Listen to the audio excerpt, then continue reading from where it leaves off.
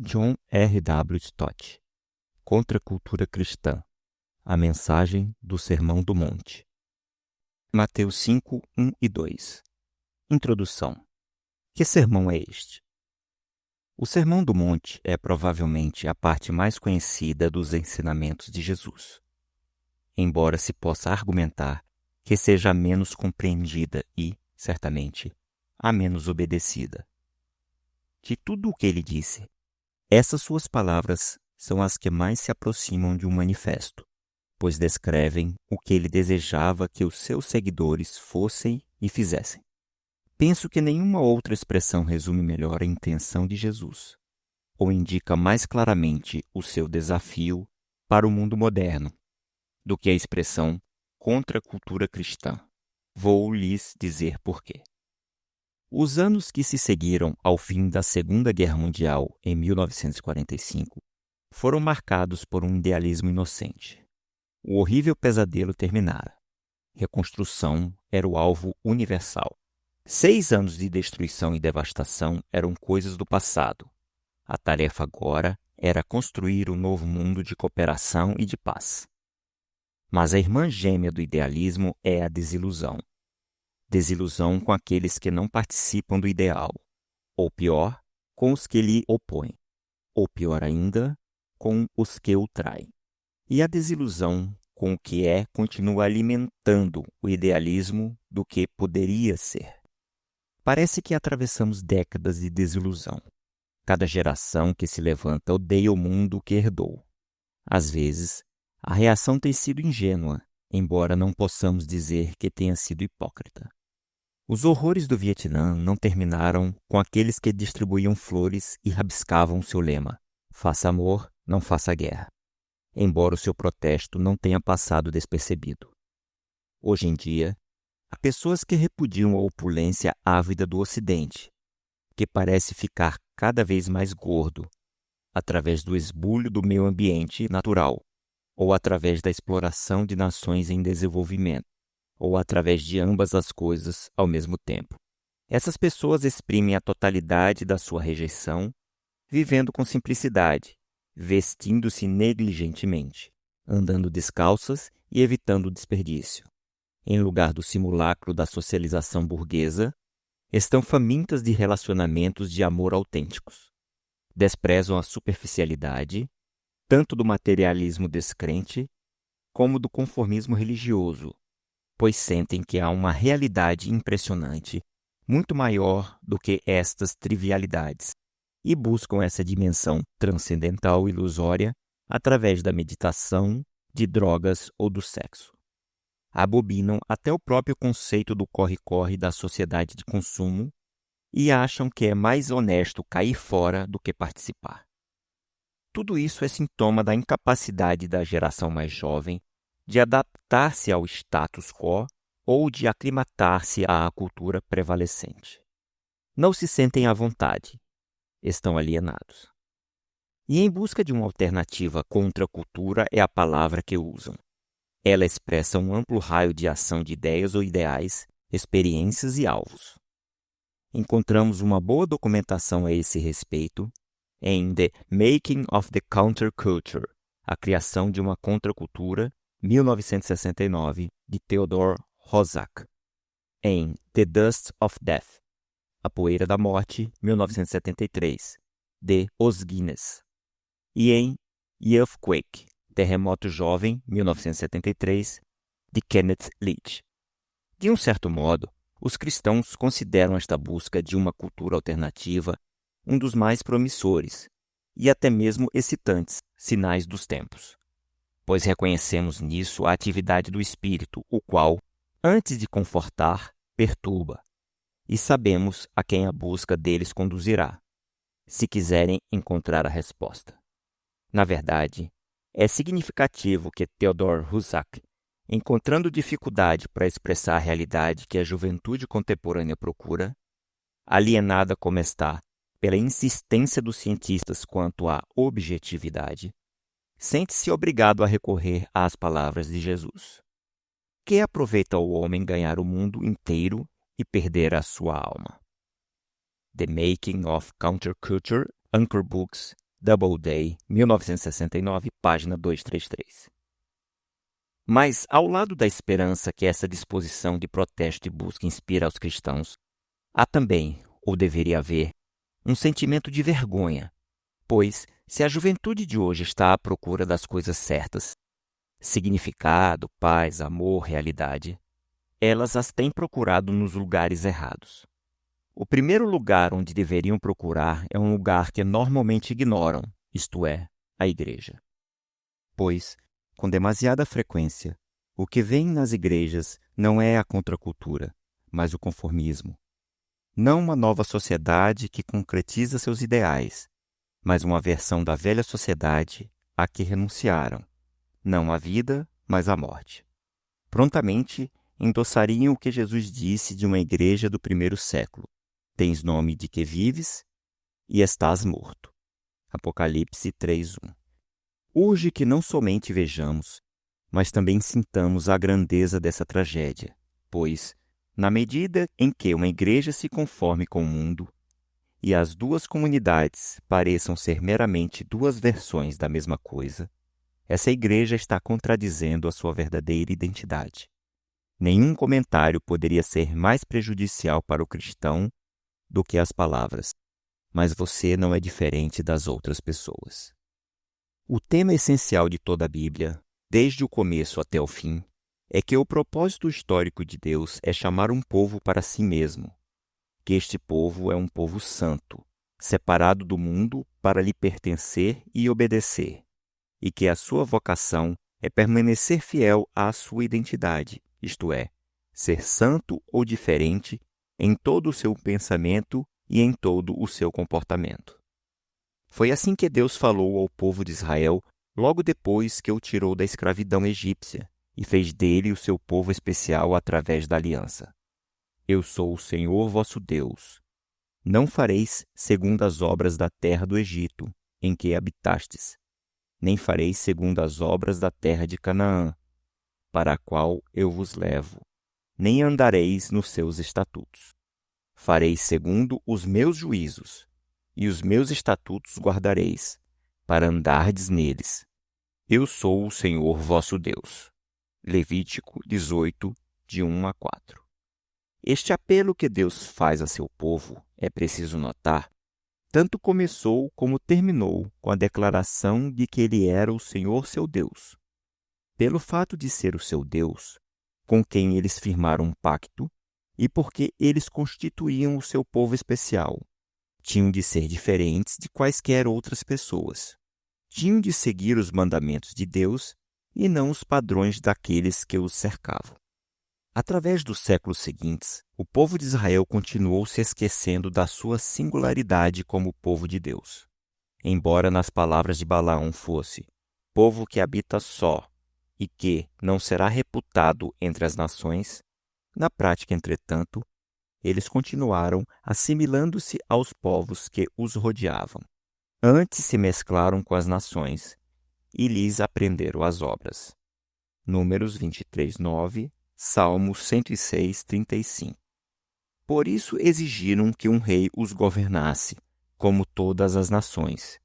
E quando Samuel os advertiu com base no fato de ser Deus o rei deles, foram obstinados em sua insistência. Não, mas teremos um rei sobre nós, para que sejamos também como todas as nações. 1 Samuel 8:5, 19 e 20. Pior ainda do que o estabelecimento da monarquia foi a sua idolatria. Seremos como as nações, diziam para si mesmo, servindo ao pau e à pedra. Ezequiel 20:32. Por isso Deus continuou lhes enviando os seus profetas para que se lembrassem quem eram e para insistir com eles a seguirem o caminho de Deus. Não aprendais o caminho dos gentios. Falou-lhes através de Jeremias e Ezequiel. Não vos contamineis com os ídolos do Egito. Eu sou o Senhor vosso Deus. Jeremias 10:1 e 2, Ezequiel 20:7. Mas o povo de Deus não queria ouvir-lhe a voz, e o motivo específico apresentado, pelo qual o juízo de Deus caiu primeiro sobre Israel e, depois, cerca de 150 anos mais tarde, sobre Judá, foi o mesmo. Os filhos de Israel pecaram contra o Senhor seu Deus. Andaram nos estatutos das nações. Também Judá não guardou os mandamentos do Senhor seu Deus. Antes, andaram nos costumes que Israel introduziu. 2 Reis 17, 7, 8 e 19. E Ezequiel 5, 7 e 11, 12. Tudo isso constitui um cenário essencial para se compreender o Sermão do Monte. O sermão encontra-se no Evangelho de Mateus, logo no começo do ministério público de Jesus. Imediatamente após o seu batismo e tentação, Cristo começou a anunciar as boas novas de que o reino de Deus, há muito prometido no período do Velho Testamento, estava agora às portas. Ele mesmo viera para inaugurá-lo. Com ele nascia a nova era e o reinado de Deus irrompia na história. Arrependei-vos, clamava, porque está próximo o reino dos céus. Mateus 4,17. Na verdade, percorria Jesus toda a Galileia, ensinando nas sinagogas, pregando o evangelho do reino. Versículo 23. O Sermão do Monte, então, deve ser visto neste contexto. Descreve o arrependimento, metanoia, a total transformação da mente, e a retidão, que fazem parte do reino, isto é, descreve como ficam a vida e a comunidade humana quando se colocam sob o governo da graça de Deus. E como é que ficam? Tornam-se diferentes. Jesus enfatizou que os seus verdadeiros discípulos, os cidadãos do reino de Deus, tinham de ser inteiramente diferentes. Não deveriam tomar como padrão de conduta as pessoas que os cercavam, mas sim Deus, e assim provar serem filhos genuínos do seu Pai Celestial. Para mim, o texto-chave do Sermão do Monte é 6:8. Não vos assemelheis, pois, a eles. Imediatamente nos faz lembrar a palavra de Deus a Israel na antiguidade. Não fareis como eles. Levítico 18:3. É o mesmo convite para serem diferentes. E este tema foi desenvolvido através do Sermão do Monte. O caráter deles teria de ser completamente diferente daquele que era admirado pelo mundo, as bem-aventuranças. Deveriam brilhar como luzes nas trevas reinantes. A justiça deles teria de exceder às dos escribas e fariseus, tanto no comportamento ético quanto na devoção religiosa, enquanto que o seu amor deveria ser maior e a sua ambição mais nobre do que a dos pagãos vizinhos. Não há um parágrafo no Sermão do Monte em que não se trace esse contraste entre o padrão cristão e o não cristão. É o tema subjacente e unificador do sermão. Tudo mais é uma variação dele. Às vezes, Jesus contrasta os seus discípulos com os gentios ou com as nações pagãs. Assim, os pagãos amam-se e saúdam-se uns aos outros, mas os cristãos têm de amar os seus inimigos. 5, 44 a 47. Os pagãos oram segundo o modelo, com vãs repetições, mas os cristãos devem orar com a humilde reflexão de filhos do seu Pai no céu. 6, 7 a 13. Os pagãos estão preocupados com as suas próprias necessidades materiais, mas os cristãos devem buscar primeiro o reino e a justiça de Deus. 6, 23 e 33. Em outros pontos, Jesus contrasta os seus discípulos, não com os gentios, mas com os judeus, ou seja, não com pessoas pagãs, mas com pessoas religiosas, especificamente com os escribas e fariseus. O professor Jeremias, sem dúvida, está certo ao dizer que são dois grupos de pessoas totalmente diferentes, pois os escribas são os mestres de teologia que tiveram alguns anos de estudo. Os fariseus, por outro lado, não são teólogos, mas sim grupos de leigos piedosos de todas as camadas da sociedade. Página 23. Certamente, Jesus opõe a moral cristã à casuística ética dos escribas, 5, 21 a 48, e a devoção cristã à piedade hipócrita dos fariseus, 6, de 1 a 18. Assim, os discípulos de Jesus têm de ser diferentes. tanto da igreja nominal como do mundo secular, tanto dos religiosos como dos irreligiosos. O Sermão do Monte é o esboço mais completo, em todo o Novo Testamento, da contracultura cristã. Eis aí um sistema de valores cristãos, um padrão ético, uma devoção religiosa, uma atitude para com o dinheiro, uma ambição, um estilo de vida e uma teia de relacionamentos, tudo completamente diferente do mundo que não é cristão. E esta contracultura cristã é a vida do reino de Deus, uma vida humana realmente plena, mas vivida sob o governo divino. Chegamos à introdução editorial dada por Mateus ao sermão, a qual é breve, mas impressionante. Indica a importância que ele lhe atribui. Vendo Jesus as multidões, subiu ao monte, e como se assentasse, aproximaram-se os seus discípulos, e ele passou a ensiná-los, dizendo: 5, 1 e 2. Não há dúvida de que o propósito principal de Jesus ao subir numa colina ou montanha para ensinar era fugir das numerosas multidões da Galiléia, Decápolis, Jerusalém, Judéia e da além do Jordão, 4:25, que o seguiam. Ele passara os primeiros meses do seu ministério público vagando por toda a Galiléia, ensinando nas sinagogas, pregando o evangelho do reino e curando toda sorte de doenças e enfermidades entre o povo.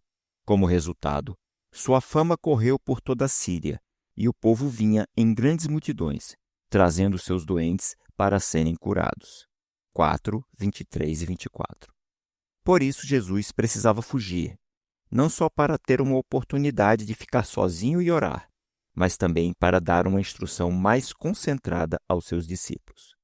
Além disso, parece, conforme muitos comentaristas antigos e modernos têm sugerido, que ele deliberadamente subiu ao monte para ensinar, a fim de traçar um paralelo entre Moisés, que recebeu a lei no Monte Sinai, e ele próprio, que então explicou aos seus discípulos as consequências dessa lei, no chamado Monte das Bem-aventuranças, o local tradicional do sermão, junto às praias ao norte do lago da Galileia. Pois, embora Jesus fosse maior do que Moisés, e embora a sua mensagem fosse mais evangelho do que lei, ele também escolheu 12 apóstolos para formar o núcleo de um novo Israel, em correspondência aos 12 patriarcas e tribos da antiguidade.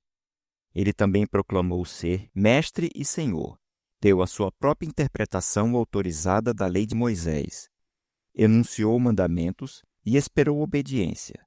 Até mesmo convidou mais tarde os seus discípulos a tomarem o seu jugo, ou submeterem-se aos seus ensinamentos, assim como anteriormente carregaram o jugo do Torá. Mateus 11, 29 e 30. Alguns mestres desenvolveram esquemas muito elaborados para demonstrar este paralelo. B.W. Bacon, em 1918, por exemplo, argumentou que Mateus deliberadamente estruturou o seu evangelho em 5 partes, cada uma terminando com a fórmula: quando Jesus acabou. 7:28, 11:1, 13:53, 19:1, 26:1.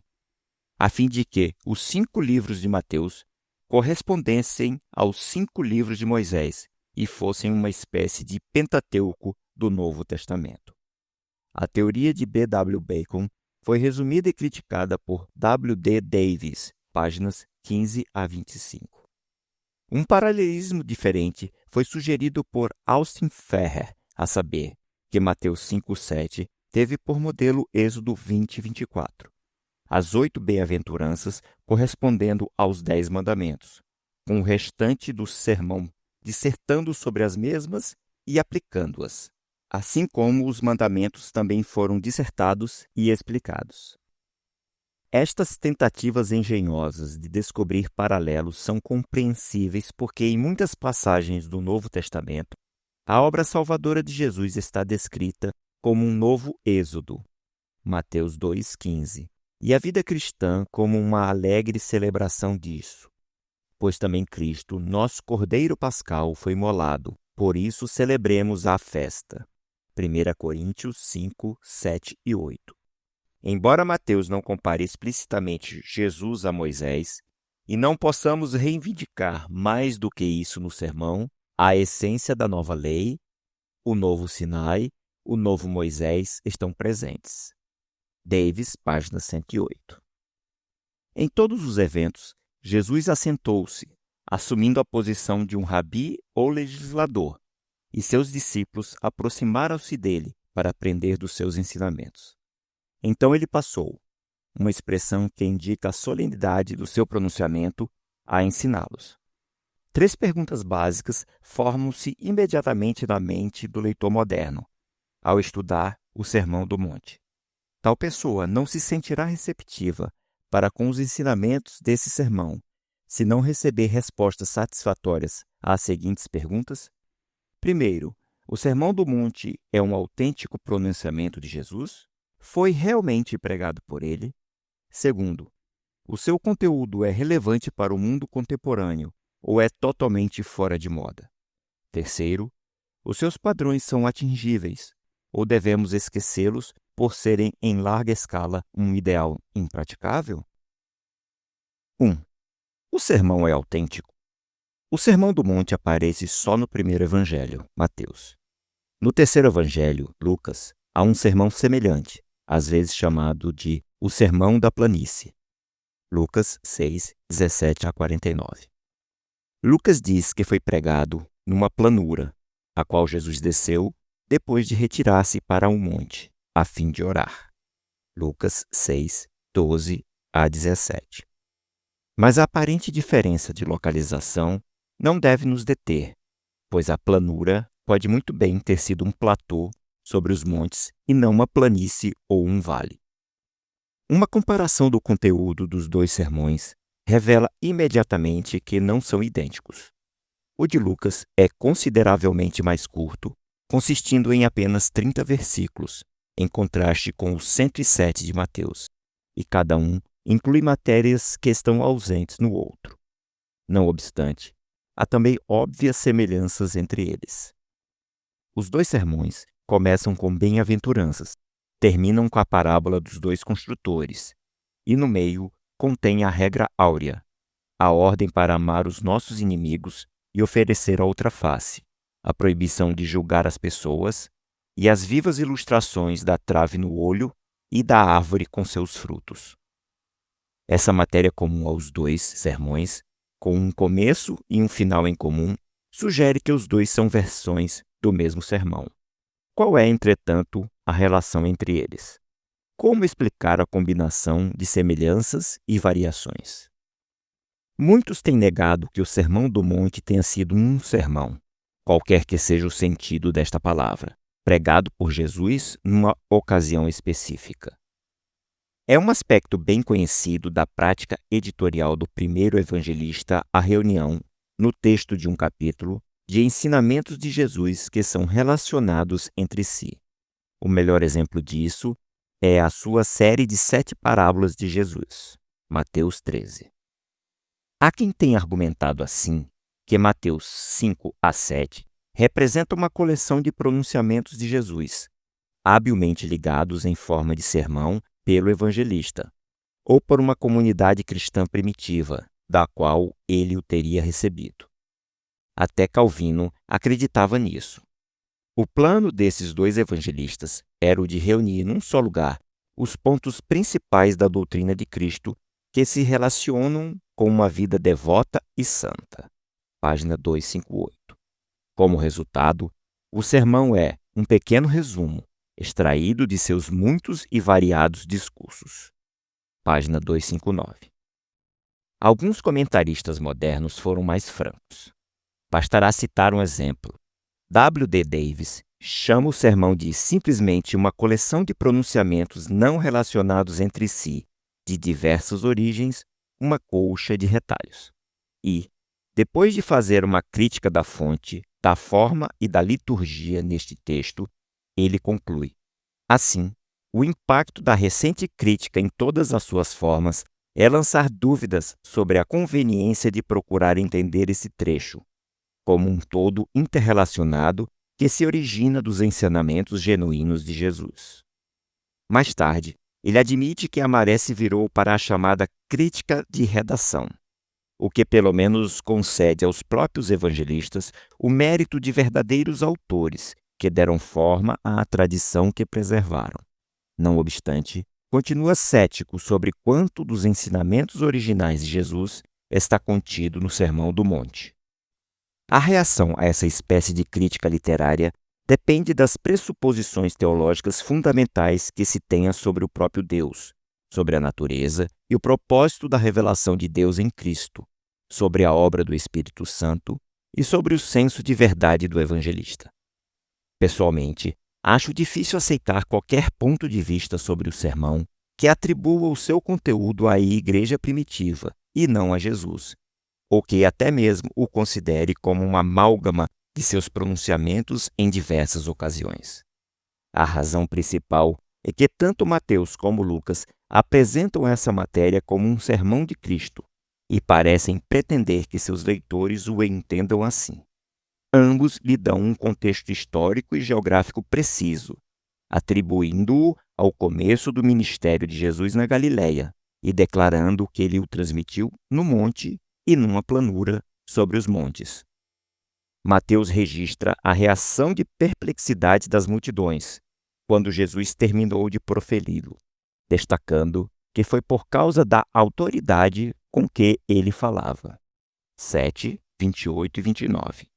E ambos dizem que, quando terminou, entrou em Cafarnaum. Mateus 8, 5 e Lucas 7, 1. Isto não significa, entretanto, que os dois evangelistas nos tenham transmitido todo o sermão ipsissima verba. Está claro que não fizeram, pois, em ambos os casos, Jesus falou em aramaico e os dois evangelhos têm uma versão grega. Além disso, conforme já vimos, suas versões diferem uma da outra. Há diversos outros modos possíveis de explicá-lo. Assim também, ambos apresentaram a sua seleção e tradução individual de uma fonte comum ou de fontes independentes. Ou Lucas apresenta um resumo menor, omitindo grande parte, enquanto que Mateus registra mais, senão a maior parte dele. Ou Mateus elabora um sermão originalmente mais curto, aumentando-o com o acréscimo de outros contextos autênticos e pronunciamentos apropriados de Jesus. Podemos ainda afirmar que o Espírito Santo orientou a seleção e o arranjo. Quanto a mim, prefiro a sugestão que o professor A.B. Bruce fez em seu comentário de 1897. Ele acreditava que o material contido em Mateus 5 a 7 representa a instrução, não de uma simples hora ou dia, mas de um período de retiro. Página 94. Conjecturava que Jesus poderia ter reunido consigo os discípulos no monte para uma espécie de acampamento de verão. Por isso, não chamava aqueles capítulos de Sermão do Monte, expressão usada pela primeira vez por Agostinho, mas de Ensinamentos do Monte, página 95. Mais ainda, o sermão, conforme registrado em Mateus, teria a duração de apenas cerca de 10 minutos. Por isso é possível que os evangelistas nos tenham dado apenas versões condensadas. 2. O sermão é relevante? Se o sermão é ou não relevante para a vida moderna, só se pode julgar através de um detalhado exame do seu conteúdo. O que salta à vista é que, não importando como ele foi composto, forma um todo maravilhosamente coerente. Descreve o comportamento que Jesus esperava de cada um dos seus discípulos, que são também cidadãos do reino de Deus.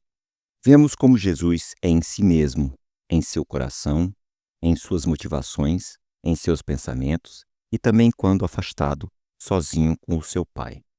Vemo-lo na arena da vida pública, relacionando-se com o próximo, exercendo misericórdia, patrocinando a paz, sendo perseguido, agindo como sal, deixando a sua luz brilhar, amando e servindo aos outros, até mesmo aos seus inimigos, e dedicando-se, acima de tudo, à expansão do reino de Deus e da sua justiça no mundo. Talvez uma rápida análise do sermão ajude a demonstrar a sua relevância para nós, no século XX. A. O caráter do cristão. 5, 3 a 12. As bem-aventuranças enfatizam 8 sinais principais da conduta do caráter cristãos, especialmente em relação a Deus e aos homens, e as bênçãos divinas que repousam sobre aqueles que externam estes sinais. B. A influência do cristão. 5, de 13 a 16. As duas metáforas do sal e da luz indicam a influência que os cristãos devem exercer para o bem na comunidade, se, e tão somente se, mantiverem o seu caráter distinto, conforme descrito nas bem-aventuranças. C. A justiça do cristão. 5, 17 a 48. Qual deve ser a atitude do cristão para com a lei moral de Deus?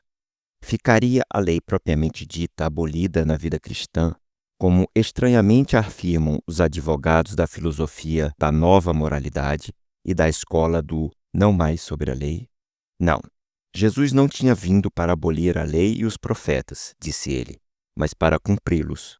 E mais, ele chegou a declarar que a grandeza no reino de Deus se media pela conformidade com os ensinamentos morais da lei e dos profetas, e que até mesmo entrar no reino era impossível sem uma justiça maior do que a dos escribas e fariseus. 5, 17 a 20. Jesus deu, então, 6 ilustrações desta justiça cristã melhor. 5, 21 a 48. Relacionando-a com o homicídio, com o adultério, com o divórcio, com o juramento, com a vingança e com o amor. Em cada antítese, ouviste que foi dito, eu, porém, vos digo, rejeitou a acomodada tradição dos escribas, reafirmou a autoridade das escrituras do Velho Testamento e apresentou as decorrências plenas e exatas da lei moral de Deus.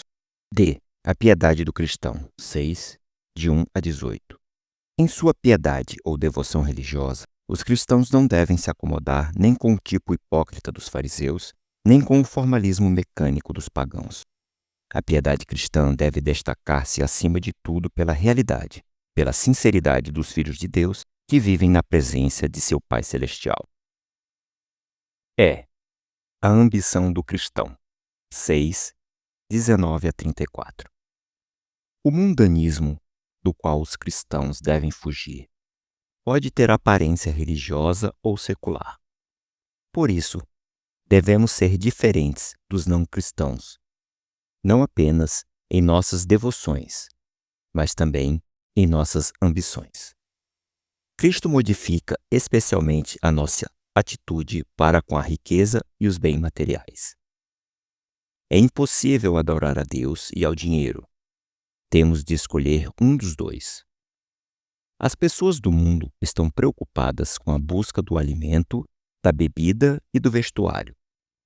Os cristãos devem ficar livres destas ansiedades materiais egocentralizadas e, em lugar disso, devem dedicar-se à expansão do governo e da justiça de Deus.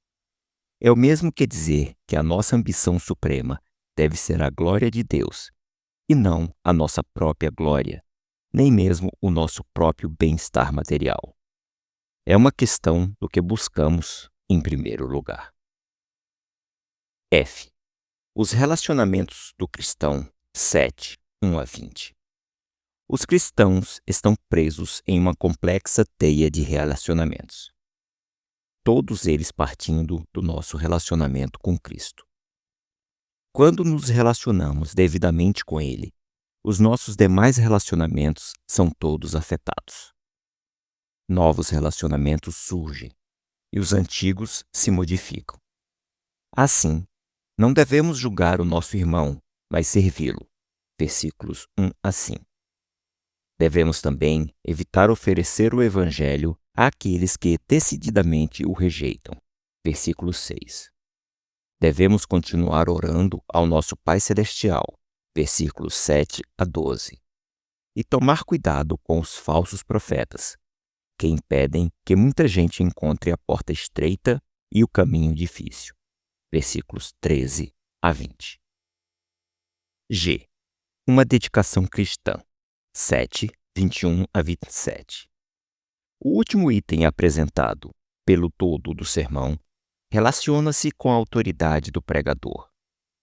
Não basta chamá-lo de Senhor, versículos 21 a 23, ou ouvir os seus ensinamentos, versículos 24 a 27. A questão básica é se nós somos sinceros no que dizemos e se fazemos o que ouvimos. Deste compromisso depende o nosso destino eterno. Só quem obedece a Cristo como Senhor é sábio, pois quem assim procede está edificando a sua casa sobre o alicerce da rocha, que as tempestades da adversidade e do juízo não serão capazes de solapar. As multidões ficaram perplexas com a autoridade com que Jesus ensinava, versículos 28 e 29. É uma autoridade a qual os discípulos de Jesus de cada geração devem submeter-se. A questão do senhorio de Cristo é relevante hoje em dia, tanto como referência a princípios, como a aplicação prática, da mesma maneira que o era quando originalmente ele pregou o Sermão do Monte. 3. O sermão é prático?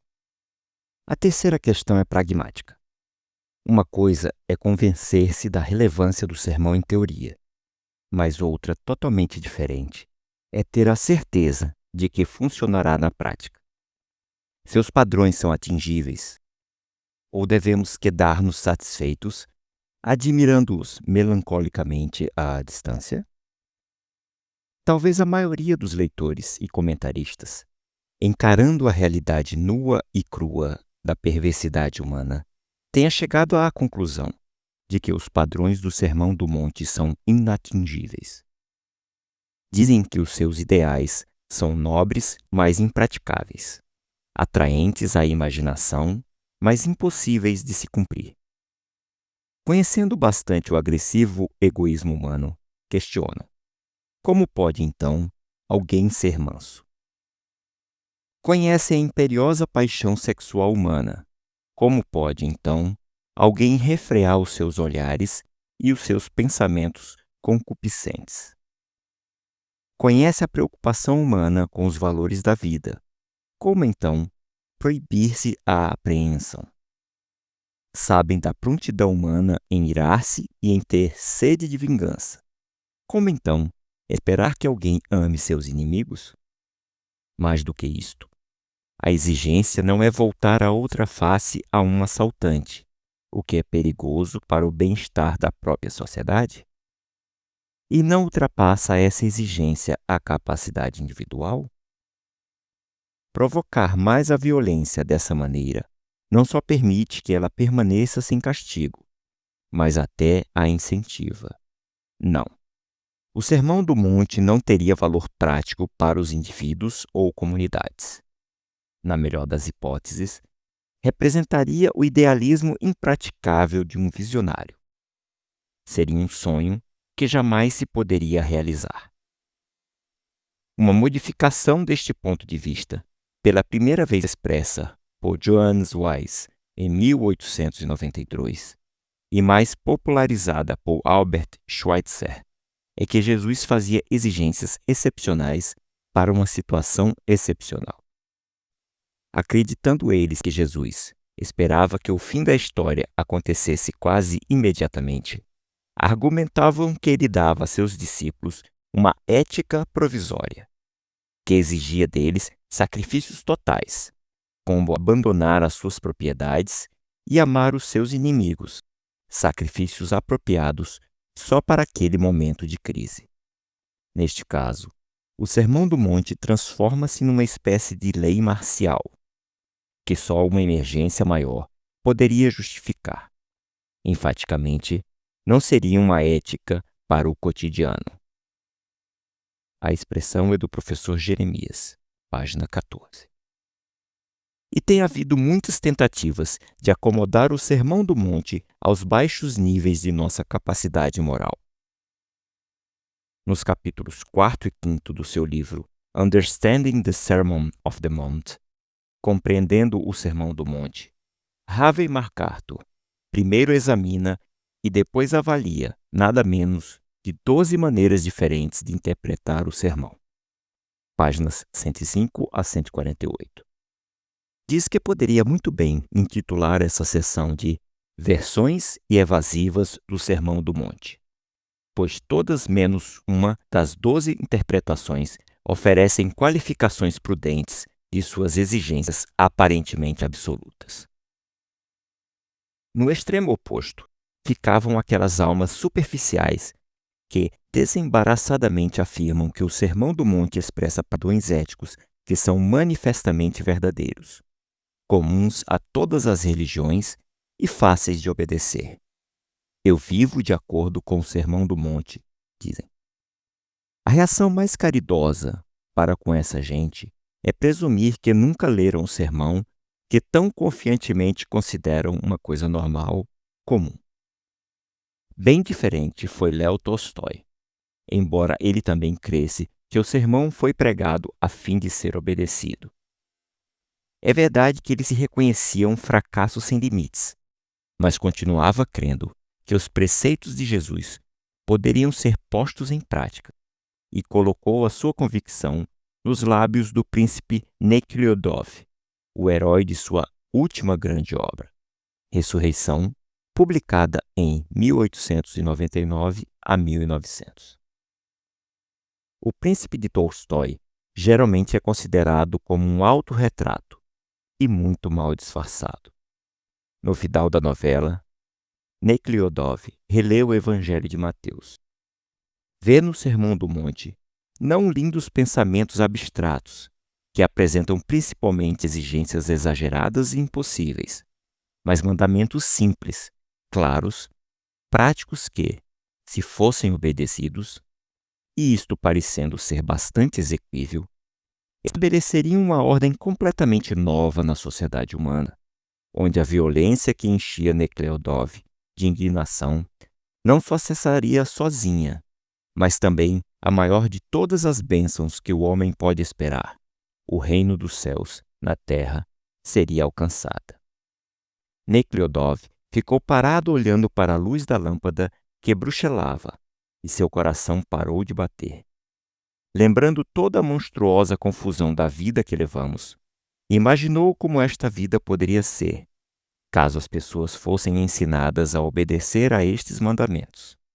E sua alma foi invadida por uma êxtase jamais sentida antes. Foi como se, depois de muito anelar e sofrer, finalmente encontrasse paz e libertação. Não dormiu naquela noite e, como acontece com a imensidão dos que leem os evangelhos, compreendeu pela primeira vez o pleno significado das palavras tantas vezes lidas no passado, mas não entendidas. Como uma esponja que chupa a água, ele bebeu aquela vital, importante e alegre novidade que o livro lhe revelou. E tudo o que ele lia lhe parecia familiar, confirmando e tornando real o que já conhecia há muito tempo, mas que jamais compreendera totalmente, nem crera realmente. Mas agora entendia e cria. Disse para si mesmo: buscai primeiro o reino de Deus e a sua justiça, e todas estas coisas vos serão acrescentadas. Mas nós buscamos todas estas coisas e, obviamente, fracassamos em alcançá-las. Esta, portanto, deve ser a tarefa de minha vida.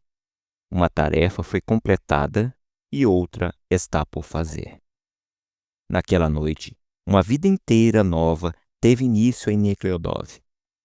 Não tanto porque penetrasse em novas condições de vida, mas porque tudo o que lhe acontecia naquele momento em diante estava revestido de um significado totalmente diferente para ele. Como este novo capítulo de sua vida terminará, o futuro há de mostrar. Penguin Classics, 1966, páginas 566 a 568. Tolstói personificava a tensão entre o ideal e a realidade. De um lado, estava convencido de que obedecer ao Sermão do Monte é realidade exequível, enquanto que, de outro lado, a sua própria atuação medíocre dizia-lhe que não é. A verdade não se encontra em nenhuma das posições extremas. Os padrões do sermão não podem ser imediatamente atingidos por todo mundo, nem totalmente alcançados por qualquer um. Colocá-los além do alcance de qualquer pessoa é ignorar o propósito do sermão de Cristo. colocá-los como sendo atingíveis por qualquer pessoa é ignorar a realidade do pecado. Esses padrões são atingíveis, mas só por aqueles que experimentaram o novo nascimento, condição esta que Jesus disse a Nicodemos ser indispensável para se ver e para se entrar no reino de Deus. Pois a justiça que ele descreveu no sermão é uma justiça interior.